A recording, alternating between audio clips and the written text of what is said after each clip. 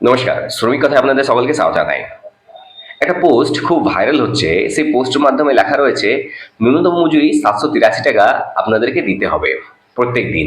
আর এই ন্যূনতম মজুরি যদি আপনারা পাচ্ছেন না, তাহলে আপনারা শ্রম আদালতে যেয়ে সেখানে কেস করতে পারেন। এটা কতটা সত্য আর কতটা মিথ্যা সেটা আমি আপনাদের সামনে তুলে ধরবো। তার আগে আমি আপনাদেরকে জানিয়ে রাখতে চাই, যদি কোথাও আপনারা কাজ করছেন, সেখানে মূলত 4 প্রকারের কাজ রয়েছে। শ্রেণীবিভাগ, আপনি কি ধরনের কাজ করছেন সেটা, যেমন unskilled, semi skilled, skilled, highly skilled. এর বাংলা অর্থ হচ্ছে অদক্ষ, অর্ধদক্ষ, দক্ষ এবং অতিদক্ষ কর্মচারী। এক্ষেত্রে আপনি যদি কোনো রাজ্য সরকারের অধীনস্থ কোনো জায়গায় কাজ করছেন, সেখানে আপনি ন্যূনতম যে মজুরিটা পাবেন সেটা রাজ্য সরকারের পাবেন। আবার কোথাও যদি আপনি কেন্দ্র সরকারের ন্যূনতম মজুরি পাচ্ছেন, সেটা সম্পূর্ণরূপে কেন্দ্রীয় সংস্থা। এক্ষেত্রে আপনার এটা জেনে রাখা উচিত, ভারতবর্ষের মধ্যে নানান কেন্দ্রীয় সংস্থা রয়েছে যেগুলোর মধ্যে ওয়েজ কোড কিন্তু ইমপ্লিমেন্ট হয়ে গেছে। এবার এর যে ওয়েজ কোডটা যে ইমপ্লিমেন্ট হয়েছে, তার মধ্যে নানান রকমের নতুন নতুন নিয়ম এসেছে। 29টা যে লেবার ল ছিল, সেটাকে 4টার মধ্যে আনা হয়েছে। সেই লেবার লগুলো কিন্তু খুবই কঠিন, এবং বর্তমানে যারা ওটার পালন করবে না, তাদের উপর কিন্তু নানান রকমের কেস হতে পারে। লেবার কমিশনার তার এগেনস্টে কেস করবেন, এটা এখানে স্পষ্ট। এই ক্ষেত্রে আমি আপনাদেরকে একটা কথা বলে রাখতে চাই, যে পোস্টটা এসছে সেই পোস্টটা আমি আপনাদেরকে প্রথমে একবার দেখিয়ে দিই, আর এই পোস্টটা কিভাবে এসেছে সেটা আমি আপনাদেরকে বলবো। আর বর্তমানে যে ন্যূনতম মজুরির যে রেটটা চলছে সেটা আমি আপনাদেরকে দেখিয়ে দেবো। তাহলে চলুন ভিডিওটি শুরু করা যাক। আর আপনারা যদি চ্যানেলে নতুন এসেছেন, চ্যানেলটি অবশ্যই সাবস্ক্রাইব করুন। পাশে যে নোটিফিকেশন বেলটি রয়েছে ওটাকে অলে ক্লিক করে দিন। আমি এরকম অনেক ইনফরমেটিভ ভিডিও আগামী দিনেও নিয়ে আসবো। তাহলে চলুন সবচেয়ে প্রথম আমরা ওই ফাইলটা একবার দেখে নিই, যেটা দেখে বলা হচ্ছে ন্যূনতম মজুরি অনেক গুণ বেড়ে গেছে। আপনারা যেমন এখানে দেখতে পাচ্ছেন, এই যে পোস্টটা খুব ভাইরাল হচ্ছে, এই পোস্টের মাধ্যমে কি বলা হয়েছে সেটা আমি আপনাদেরকে বলবো। দেখুন, এই পোস্টের মধ্যে লেখা রয়েছে কর্মীদের অধিকার। কর্মীদের অধিকার মানে যারা শ্রমিক, যারা কাজ করছেন তাদের। এখানে লেখা রয়েছে 1 সেপ্টেম্বর পর যদি আপনার প্রতিদিন এই যে ন্যূনতম মজুরি 783 যদি কম দেওয়া হয়, মানে মাসিক 20,358 টাকার কম যদি বেতন আপনি পান, তাহলে আপনি শ্রম আদালতে অভিযোগ দায়ের করতে পারেন। মানে সাধারণত ভাষায় আমরা বলতে পারি কেস করতে পারেন। এটা কতটা সত্য সেটা আমি আপনাদের সামনে তুলে ধরবো। তার আগে আমি আপনাদের দেখি যে এই যে উপরে যেটা লেখা রয়েছে সেটা কি লেখা রয়েছে। দেখুন উপরে এটা সম্পূর্ণরূপে একটা এআই ছবি। এই ছবিটার উপর বিশ্বাস করবেন না। এই ছবিটা ম্যাক্সিমাম ক্ষেত্রে সার্কুলেট এই কারণে হয়ে যায় কি, মনে করেন অনেক শ্রমিকগণ ভেবে নেন কি এটাই হয়তো সত্য, কিন্তু এটা বাস্তব নয়। এটা দেখুন, আনস্কিল্ডের জন্য 783 টাকা পার ডে, 20,358 টাকা পার মান্থ। আর সেমি স্কিল্ডের 868 টাকা প্রতিদিন, 22,568 টাকা প্রত্যেক মাসে। স্কিল্ডের জন্য 958 টাকা পার ডে, মানে প্রতিদিন 24,804 টাকা প্রত্যেক মাসে। হাইলি স্কিল্ডের ক্ষেত্রে 1,035 টাকা, 26,910 টাকা প্রত্যেক মাসে। এবার এটা কিন্তু 2024 সালের যেটা মিনিমাম ওয়েজের সার্কুলার রয়েছে, যেটা কিনা আমাদের কেন্দ্রীয় সরকার রিলিজ করে থাকে বছরে দুবার, একবার এপ্রিল মাসে, একবার অক্টোবর মাসে। তো এটা সেই সময়কার এই যে সার্কুলার রয়েছে সেটা আমি আপনাদেরকে চলুন প্রুফ সময় দেখিয়ে দিই। দেখুন, আপনার এখানে রয়েছে the official 2024 central government minimum wages video notifications are available on the website of Chief Labour Commissioner, Central Ministry of Labour and Employment। এই ওয়েবসাইটে এটা দেওয়া রয়েছে। এবার নিচে যদি আপনারা যাবেন, তাহলে আপনারা দেখতে পাবেন এই যে ভিডিও অর্ডারটা রয়েছে, এটা 2024 সালের এপ্রিল মাসের করা হয়েছে। 2024 সালের এপ্রিল মাসে।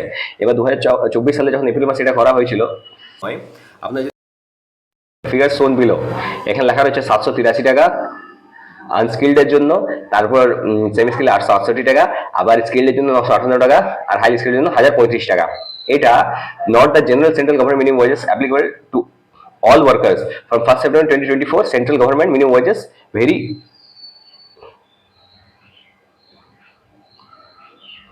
depending on the schedule, employment, construction, sweeping, watch and word.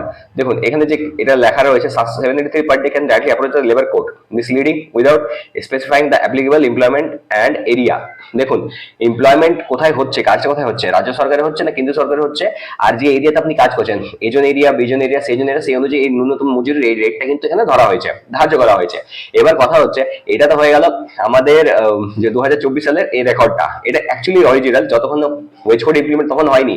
Wedge কোডটা ইমপ্লিমেন্ট হয়ে গেছে 8 মে 2026 সর্ববৃহৎ ভারতে। এটা তখন কিন্তু হয়নি। এবার এটার ক্ষেত্রে আপনারা যদি মনে করবেন, আপনারা যদি রাজ্য সরকারের অধীনে কাজ করছেন, সেখানে যদি বলবেন কেন্দ্র সরকারের ন্যূনতম মজুরি আমরা নেবো, তো সেটা কিন্তু পসিবল নয়, সেটা সম্ভবই নেই কোনো রকম ভাবেই। দেখুন আপনারা এখানে দেখতে পারবেন, এখানে লেখা রয়েছে government of India, ministry of labour employment, office of chief labour commissioner, new Delhi.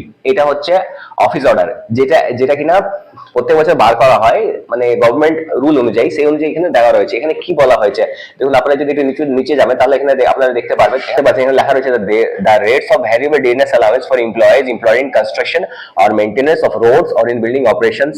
শুধু লক্ষ্য রাখবেন construction or maintenance of roads or in runways in building operations, বাস এইটুকু আপনারা লক্ষ্য রাখবেন। এখানে যে ন্যূনতম মজুরিটা দেওয়া রয়েছে বা লেখা রয়েছে, সেটা হচ্ছে অ্যাকচুয়ালি ন্যূনতম যে মজুরি বর্তমানে সেন্ট্রাল গভর্নমেন্ট রিলিজ করেছে, যেটা কিনা সমগ্র সেন্ট্রাল ইউনিট সেক্টরে অ্যাপ্লিকেবল, যেমন রেল, সেল, ভেল, এয়ারপোর্ট, বা ইভেন এমন যত রকমের সেন্ট্রাল গভর্নমেন্ট অর্গানাইজেশন গুলো রয়েছে সেগুলোর মধ্যে এটা কিন্তু অ্যাপ্লিকেবল। যেমন কলিয়ারি, তো এটা এই রেটটা কিন্তু বর্তমান হয়ে যাবে। দেখুন এখানে লেখা রয়েছে therefore the minimum rates of wages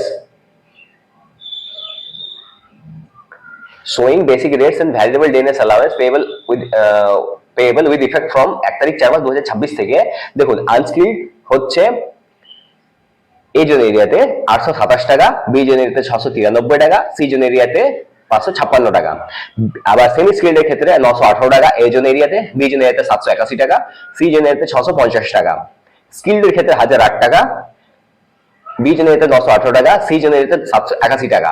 আবার হাইলি স্কিল্ডের ক্ষেত্রে 1094 টাকা, বি জোন এরিয়াতে 1008 টাকা, সি জোন এরিয়াতে 918 টাকা। এটা হচ্ছে বর্তমানে ন্যূনতম মজুরি কেন্দ্রীয় সরকারি যত সংস্থা রয়েছে সেখানে, সেটা অয়েল ফিল্ডও হতে পারে। ইভেন আপনি এমন কোন জায়গাতে কাজ করছেন, মনে করুন আপনি হয়তো স্টেট ব্যাংকের আন্ডারে কাজ করছেন, তাহলেও কিন্তু যে ন্যূনতম মজুরি এখানে দেওয়া রয়েছে এই রেটেই কিন্তু আপনারা পাবেন। এবার ডিপেন্ড করছে আপনার ক্লাসিফিকেশন কি, আপনি কোন ডেজিগনেশনের কাজটা করছেন, কোন এরিয়াতে কাজটা করছেন, এই জন্য এরিয়াতে আছেন না বি জন্য এরিয়াতে আছেন না সি জন্য এরিয়াতে, সেটাও খুব ইম্পর্টেন্ট। এই অনুযায়ী আপনার কিন্তু রেটটা হবে। আপনাদেরকে এটা লক্ষ্য রাখতে হবে যে আপনারা যেখানে কাজ করছেন সেটা কতটা ইম্পর্টেন্ট। আর যদি কোন রকম ভুয়ো তথ্য ছড়াচ্ছে, যদি মনে করছেন কি ওই ভুয়ো তথ্যটা আপনারা আরো ফরওয়ার্ড করবেন, ক্যারি ফরওয়ার্ড করবেন, এই ক্ষেত্রে কি হবে, বিভিন্ন ধরনের বিভ্রান্তির সৃষ্টি হবে। আর সেইখানেই আপনার এমপ্লয়ার বা আপনি যে ম্যানেজমেন্টের সাথে যুক্ত রয়েছেন সেখানে কিন্তু অরাজকতার সৃষ্টি হবে। এটা থেকে বেঁচে থাকার সব থেকে ভালো উপায় হচ্ছে নিজে যাচাই করুন, দেখুন যে আপনারা কোন জায়গাতে রয়েছেন, কোন কাজটা করছেন, রাজ্য সরকারের অধীনে করছেন না কেন্দ্র সরকারের অধীনে করছেন, সেটা ইম্পর্টেন্ট। সেই জিনিসটা যদি আপনারা বুঝতে পারেন তাহলেই এই ভুল ভ্রান্তি থেকে বেরিয়ে আসতে পারবেন। যদি এই ভিডিওটা আপনাদের ইনফরমেটিভ লেগে থাকে তার চ্যানেলটা অবশ্যই সাবস্ক্রাইব করুন, পাশে যে নোটিফিকেশন বেলটি রয়েছে ওটাকে অলে ক্লিক করে দিন। আমি এরকম আরো অনেক ইনফরমেটিভ ভিডিও আগামী দিনেও নিয়ে আসবো। আজকের মতো এতটাই, ধন্যবাদ।